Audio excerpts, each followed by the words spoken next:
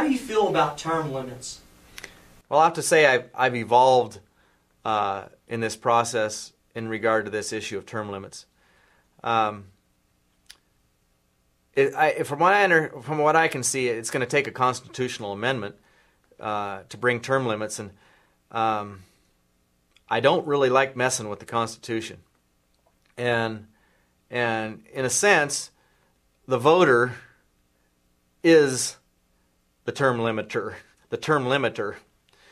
But I'm finding in this election, in this process of campaigning, is we do need term limits. I think, and what I've pledged to do is term limit myself for 3 terms or 6 years.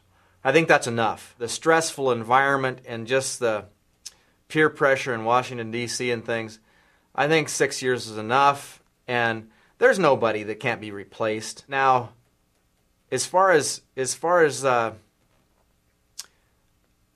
running against the incumbent is a whole other part of this. You know, the incumbent has franking privileges, which means he can send a letter free to every one of his constituents. You know, of course, you can't be campaigning with your franking privileges, but there's nothing that says that the current congressman can't send a letter a day to his constituents, and we know how important name recognition is. If all he does is send a letter that has his name on the top of it and people are seeing that every day, that's a huge hill to climb.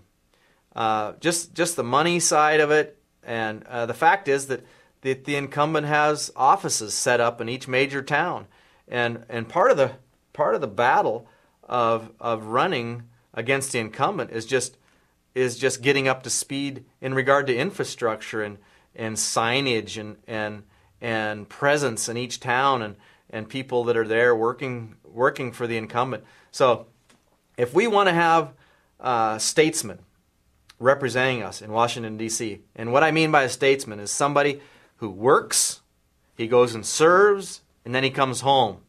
He's coming home and living under the rules that he set up. If we want that, I don't know any other way to get around it than term limits.